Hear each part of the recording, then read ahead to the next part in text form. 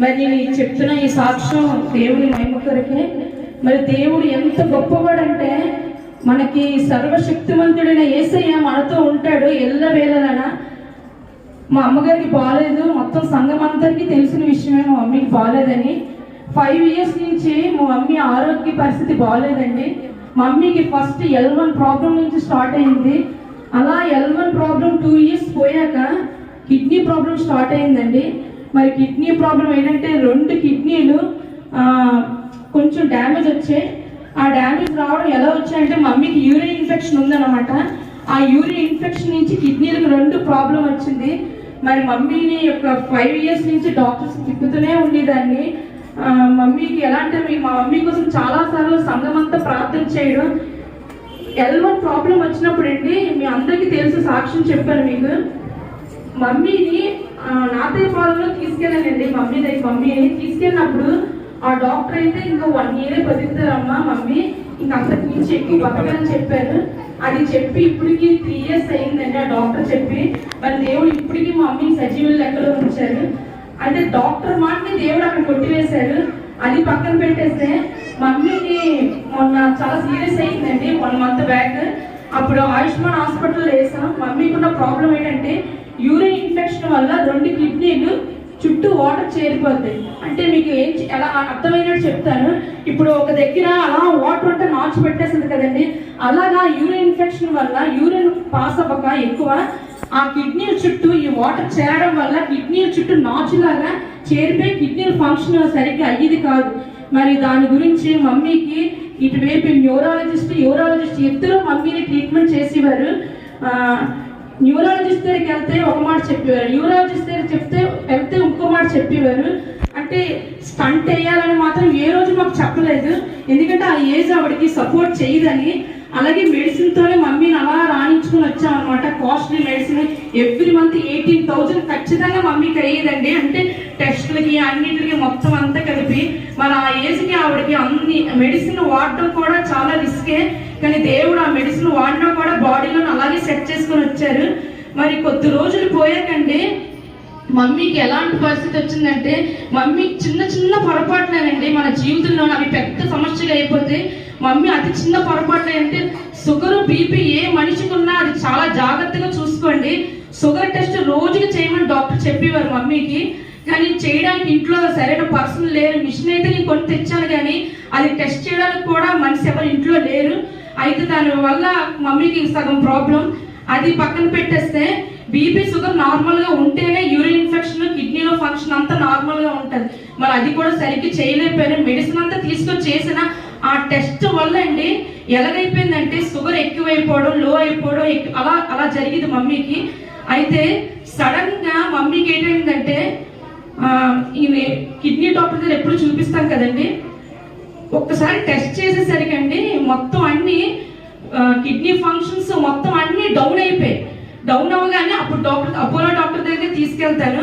ఆ మెడిసిన్ వాడిన 1 month 1 week పోయాక సడన్ గా మమ్మీ ఇంట్లోనే పడుకొని లెగట్లేదండి.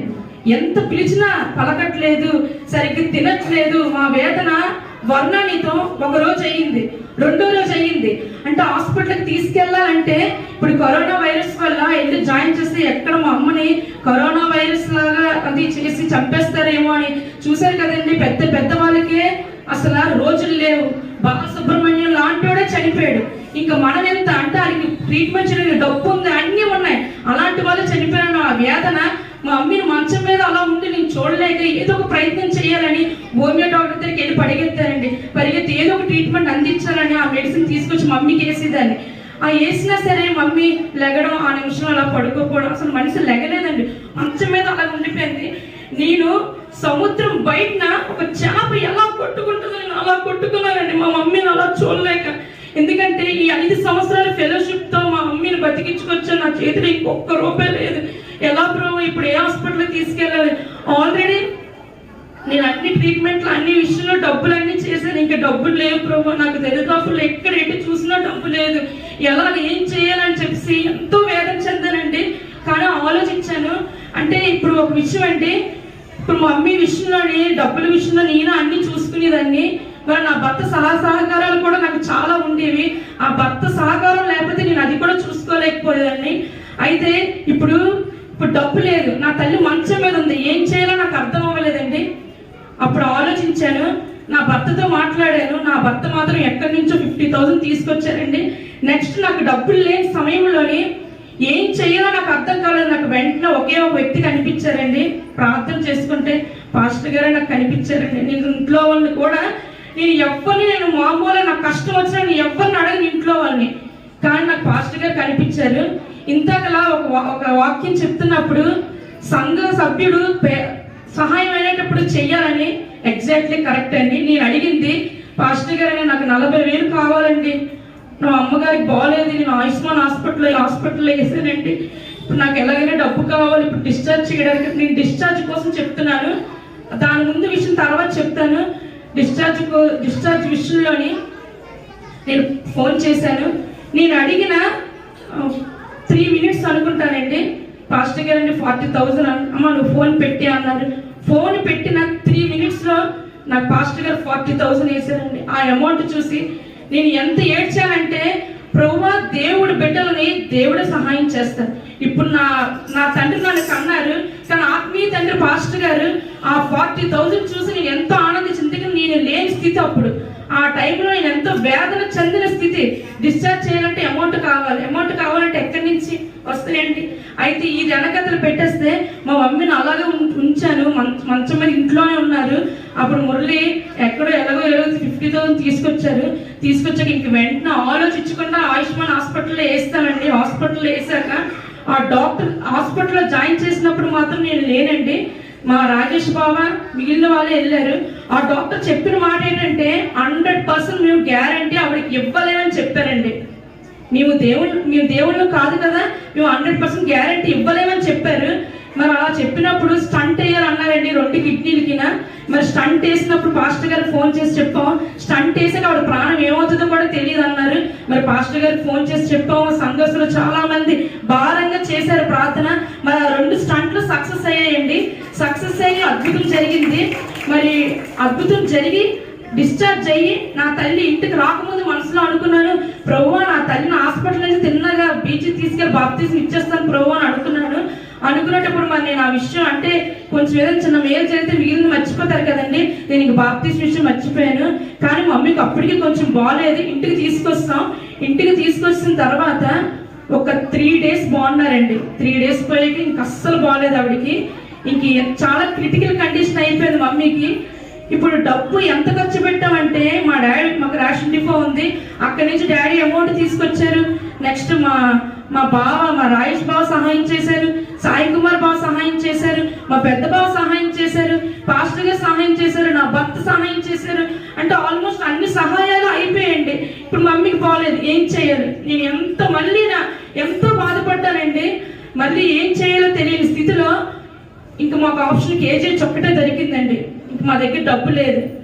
ఒక్కటే ప్రార్థన చేస్తాం, ప్రభువా డబ్బున్నంత వరకు మేము బాగు చేయించుకున్నాం, ఇంకా మాకు డబ్బు లేదు, ఇది ఇంకా నీ చేతికి అప్పచెప్తున్నాం ప్రభు అని చెప్పి దేవుడికి అప్పచెప్పి ఇంక కేజీహెచ్కి 1 o'clock మా మమ్మీకి ఆయాసం వచ్చినప్పుడు మరి మురళి మరి మా నాన్నగారు మా అక్క అందరూ కలిసి కేజీహెచ్లో అడ్మిట్ చేశారండి. కేజీహెచ్లో అడ్మిట్ చేసిన రోజు నుంచి ఇంక నేను ధైర్యం కోల్పోయానండి. ఎందుకంటే కేజీహెచ్లో చాలా మంది మరణిస్తున్నారు, చాలా మంది వెళ్ళిన వాళ్ళు తిరిగి రావట్లేదు.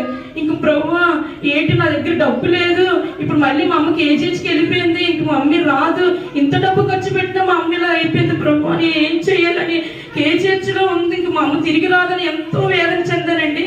కిందటి ఆదివారం కేజీహెచ్లో మా మమ్మీ అడ్మిట్ అయిపోయారు కదా. అయిపోయాక పాస్టర్ గారికి అడ్మిట్ అవ్వక ముందు నాకు ఒక నమ్మకం అండి, పాస్టర్ అమ్మ గారిని ఎప్పుడు ఇంట్లో ఏ చిన్న సమస్య వచ్చినా మా మమ్మీకి ఏం బాగోపోయినా పాస్టర్ అమ్మ గారికి ఫోన్ చేసి ఇంటికి పిలిచి ఇంట్లో ప్రార్థన పెట్టిస్తాను ఖచ్చితంగా. ఎవరో 3-4 చేతన అది నాకు ఆ విశ్వాసం అన్నమాట, మమ్మీకి బాగుంటుందని. అలాగే పాస్టర్ అమ్మ గారు వచ్చి ప్రార్థన చేసి వెళ్ళిపోయిన తర్వాత కొద్ది రోజులు పోయి మళ్ళీ కేజీహెచ్లో అడ్మిట్ చేశాను కదండి. మమ్మీని అడ్మిట్ చేశాక మమ్మీని భవానీ వార్డులో వేశారండి. భవానీ వార్డు కోసం మీ అందరికీ తెలిసిన విషయమే, వెళ్తే తిరిగి రారు, చనిపోతారు చాలా మంది. మరి మమ్మీని భవానీ వార్డులో వేసినప్పుడు మేము అందరం ఒకటే ప్రార్థన చేసామండి. మాకు ఓపేం లేదు, ఇంకా అక్కడ మాకు తెలిసిన వాళ్ళు ఎవరు లేరు. కానీ దేవుడు మాత్రం ఎంత అద్భుతం చేశాడంటే, మా రాజేష్ బాబు కోసం మీకు తెలుసు కదా, మా రాజేష్ బాబు వాళ్ళ స్టాఫ్ ద్వారా అక్కడ చీఫ్ మెడికల్ ఆఫీసర్ చాలా అసలు అతని రికమెండేషన్ తో మమ్మీని చాలా అద్భుతంగా ట్రీట్మెంట్ చేశాడండి. అంటే చీఫ్ మెడికల్ ఆఫీసర్ అంటే అందరికీ చాలా పెద్ద అతను. అంటే దేవుడు అక్కడ కూడా నా తల్లిని విడిచిపెట్టలేదు. సంఘం చేసే ప్రార్థన, పాస్టర్ గారు చేసే ప్రార్థన, ఏ ప్రార్థన నా తల్లి వెంట లేకుండా లేదండి. ప్రతి ప్రార్థన నా తల్లి వెంట వెళ్ళి అక్కడ దేవుడు సీఎంఓ నియమించి అతని ద్వారా మమ్మీకి ఎలాంటి ట్రీట్మెంట్ అంటే అక్కడ భవానీ వార్డులో మా అమ్మతో పాటు ఎంతమంది ఉన్నారు అందరూ ఒకరితో చనిపోవడమే, అందరూ చనిపోవడమే. ఒక్కొక్కరు చనిపోయారని చెబుతుంటే నాకు ఇటు బీపీ అన్ని నాకు రేస్ అయిపోయింది. మా మమ్మీని అయితే నేను చూడడానికి కూడా వెళ్ళలేదు. మా అందరూ ధైర్యం చేశారు కానీ నేను మా మమ్మీని చూడడానికి వెళ్ళలేని పరిస్థితి అయిపోయింది. కానీ ఆ సీఎంఓ మాత్రం అద్భుత రీతిగా మా మమ్మీని ప్రతిరోజు ట్రీట్మెంట్ చేయడం తీసుకురావడం. కానీ అతను కూడా చాలా క్రిటికల్ కండిషన్ అండి ఇది అని చెప్పి అన్నారు. మేము ఒకటి కింద ఆదివారం ఇదే ప్లేస్లో నేను లాస్ట్ ఆరాధన అంతా అయిపోయిన టైంకి వచ్చానండి. నేను చాలా ఏడ్చాను, చాలా బాధపడ్డాను. పాస్టర్ గారి నోటి నుంచి ఒకే ఒక మాట, ఈసారికి మీ అమ్మ ఇంటికి వచ్చేస్తుందిలేమ్మా, ఖచ్చితంగా ఈసారి మీ అమ్మ ఇంటికి వచ్చేస్తుందిలే అన్నారు. ఆ మాట నాకు ఎలాగంటే ఈసారికి మీ అమ్మ ఇంటికి వచ్చేస్తుందంటే అయితే మా అమ్మాయి బతికే చక్కగా ఆరోగ్యంగా ఇంటికి వచ్చేస్తుందని పాస్టర్ గారు చెప్తున్నారు. ఆ ఒక్క మాట నేను విశ్వసించానండి. ఆ మాట నేను నమ్మాను. ఎందుకంటే నేను చాలా దుఃఖపడి చాలా వేదన చెంది పాస్టర్ గారు ఒక మాట అన్నాడు. పాస్టర్ గారు అండి, మా అమ్మ బాగోలేని టైంలో అలా ఎక్కి మెట్లు ఎక్కి వచ్చి కూర్చునేది కదా, అది దేవుడు గుర్తుంటది కదా పాస్టర్ గారు అండి. మా అమ్మ మా అన్నీకి పెళ్లి చేయాలని ఎంతో ఆశపడింది, అవి గ్యారెంటీ నెరవేర్తాయి కదా పాస్టర్ గారు అండి, అవన్నీ యేసుప్రభు గుర్తుంటాయి కదా అని చెప్పి నేను పాస్టర్ గారిని క్వశ్చన్ వేస్తే పాస్టర్ గారు అమ్మ ధైర్యంగా ఉండి ఈసారి మీ అమ్మ గ్యారెంటీ ఇంటికి వచ్చేస్తారు అన్నారు. మీకు ఇక్కడ ఒక విషయం, పాస్టర్ గారికి మా అమ్మ కండిషన్ తెలియదు, క్రిటికల్ అనే తెలుసు. అక్కడ డాక్టర్ కూడా క్రిటికల్ అనే చెప్పారు. కానీ ప్రతి నిమిషం మా అమ్మకు వస్తున్న ఆయాసం అలాంటిది కాదండి. ఇప్పుడు కిడ్నీలో ఇన్ఫెక్షనే కాకుండా ఆ కిడ్నీలో ఉన్న వాటర్ డైరెక్ట్ లంగ్స్ కొట్టి లంగ్స్ లో వాటర్ చేరి ఆ వాటర్ వల్ల మా అమ్మకి ఊపిరాడక చనిపోయిన స్థితిలో ఆవిడ ఎలా ఉంటది, కొట్టుకుంటది, ఆయాసపడి అటువంటి స్థితిలో మా అమ్మ ఉండేది. పావు గంట ఒకలాగా ఉండేది, అరగంటకు ఒకలాగా ఉండేది. అలాగే ఎప్పుడు ఎలా చనిపోతారో అన్న భయంతో నా తండ్రి అయితే మా మమ్మీని ఒక నిమిషం కూడా విడిచిపెట్టకుండా అలా కంటికి కనిపెట్టుకునే ఉండేవారు. భయం, అతనికి బీపీ షుగర్ రెండు ఉన్నాయి. ఆ కండిషన్ లో నా తల్లి మా ఇంట్లో ఎవరిని వద్దు, మా అమ్మనే మా నాన్నే ఉండమని అనేవారు. ఉదయం నుంచి రాత్రి వరకు మా నాన్న అలా ఉంటూనే ఉండేవారు. మా అమ్మ దగ్గర అక్కడ వాళ్ళిద్దరే ఉండేవారు. ఇద్దరు అన్నిలే, కానీ దేవాది దేవుడు వాళ్ళిద్దరు అన్నిలో అయినా సరే దేవుని ప్రేమతో వాళ్ళిద్దరిని చాలా అద్భుతంగా పట్టుకున్నారు. మరి మాకు వచ్చిన ప్రేరేపణ బట్టి ఎప్పటి నుంచో మా మమ్మీకి బాప్టిస్ట్ ఇద్దామని అనుకున్నాను. నాకు ఒక నమ్మకం అండి, బాప్టిస్ట్ ఇస్తే మా అమ్మ లెగిస్తుంది, చక్కగా తిరుగుతుందని విశ్వాసం. ఒకవేళ లెగిసిన లేకపోయినా దేవుడి సన్నిధిలో ఉంటుందని నమ్మకం. మరి కింద ఆదివారం మేము ఇలా పాస్టర్ గారికి చెప్పాము. రాజేష్ బాబు అందరూ భారంగా చాలా భారంగా ప్రార్థన చేశారు. మా ఇంటి సపోర్ట్ ఏమీ లేకపోతే, సంఘం ప్రార్థన లేకపోతే నిజంగా నా తల్లి ఏమైపోతుందండి. ఎందుకంటే నా తల్లికి ఎన్నో అద్భుతాలు జరిగినా బాప్టిస్ట్కి ముందుకు వచ్చేది కాదు, ఏ ఒక్కరోజు ముందుకు వచ్చేది కాదు. మరి అద్భుత రీతిగా పాస్టర్ గారు వచ్చి బాప్టిస్ట్ ఇచ్చారు మమ్మీకి. ఇచ్చిన రోజు మరుసటి రోజే మమ్మీకి బాగానే ఉందన్నారు. ఇప్పుడు బాగానే ఉందని చక్కగా చెప్పారు. ఇప్పుడు mummy present discharge Bhavani ward నుంచి మా ఇంటికి కూడా వచ్చారండి. ఆవిడకి బాగోలేదు, అయినా సరే ఆవిడ ఇంకా దేవుడి కృపతో పాస్టర్ గారు ఇచ్చిన బాప్టిస్ట్, దేవుడు ఇచ్చిన మా మమ్మీకి ఇచ్చిన రక్షణ బట్టి నా తల్లి ఖచ్చితంగా ఆరోగ్యంగా ఉంటుందని నమ్ముతున్నాం. సంఘం అంతా ప్రార్థన చేసినందుకు మా మమ్మీకి డాక్టర్లు ఎంతో ట్రీట్మెంట్ చేశారు, ఎన్నో ఇంజక్షన్లు వేశారండి. కానీ ఆ ఇంజక్షన్, ఆ ట్రీట్మెంట్ అవన్నీ పక్కన పెడితే మీరందరూ మీ నోటితో చేసిన ప్రతి ప్రార్థన నా తల్లికి ఊపిరిగా వెళ్ళిందండి. సంఘం అంతా చేసిన ప్రతి ప్రార్థనే మీరైతే అక్కడ ఉన్న వాళ్ళు అందరూ ఆశ్చర్యపోయిన విషయం. మీ నోటితో చేసిన ప్రార్థన దేవుడికి ధూపంగా వెళ్ళి నా తల్లి బ్రతికి ఇప్పుడు ఇంట్లో ఉందండి. మీరు చేసి ఇంకా ప్రార్థన నా తల్లిని నడిపించాలి, ఈ సంఘాన్ని తీసుకురావాలి. నా తల్లిదండ్రులు ఇద్దరు ఇక్కడ సాక్ష్యం చెప్పాలి. పాస్టర్ గారికి, పాస్టర్ గారికి వందనాలు. ఇచ్చిన సాక్ష్యం దేవుడికి ఇచ్చింది.